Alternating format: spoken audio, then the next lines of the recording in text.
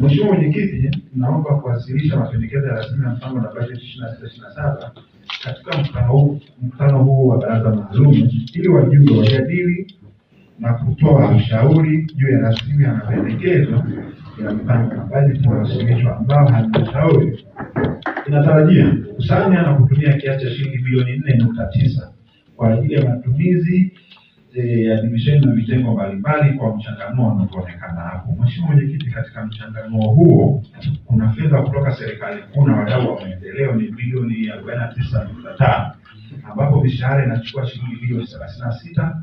Matumizi ya kawaida Mheshimiwa Mwenyekiti ni bilioni 1.7, miradi ya maendeleo ni bilioni 11.5.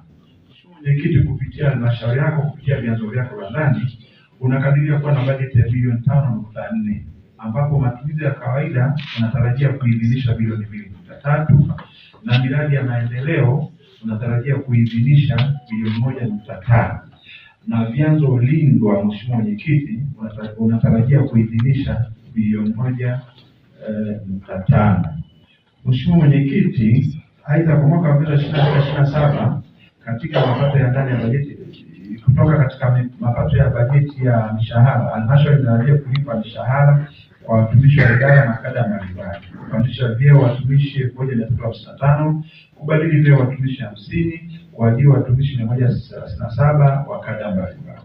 Mheshimiwa Mwenyekiti, bajeti ya halmashauri imeongezeka kutoka shilingi bilioni 51 ambayo tunayo sasa hivi na mwaka 25/26 hadi kufikia bilioni 54.9 kwa mwaka 26/27, ikiwa ni ongezeko la shilingi bilioni 3.9 sawa na 7.6. Mheshimiwa Mwenyekiti, ongezeko hili katika bajeti hii tunayoipendekeza imetokana na kuongezeka kwa bajeti ya mapato ya ndani, lakini pia sehemu ya bajeti ya mishahara.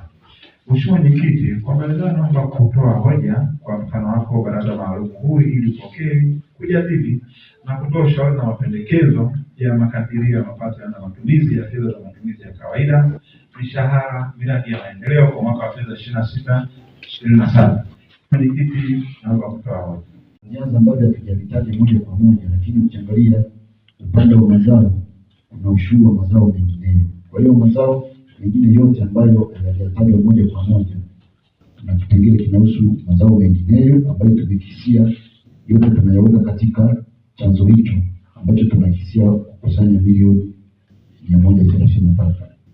Hapa tunaorodhesha yale mazao makubwa ambayo tunapata fedha nyingi, ndio yameonyeshwa moja kwa moja kama mahindi, muhogo, mpunga, maharage. Lakini yale ambayo ushuru wake ni sio mkubwa sana tunaonyesha hapa kwenye ushuru wa mazao mengine. Miradi ya maendeleo, upatikanaji wake au utekelezaji wa miradi ya maendeleo ni jambo jingine. Ni lazima tupambane kama nilivyosema awali kuhakikisha tunakusanya mapato kwa ushirikiano wa pamoja. Na ofisi ya mkuu wa wilaya kupitia katibu tawala wetu amesema yuko pamoja nasi. Kwa hiyo changamoto yote tutakayoipata tutaaddress kwake, tukamweleze sisi kwenye chanzo hiki tunataka kukusanya kwa kutumia utaratibu 1, 2, 3.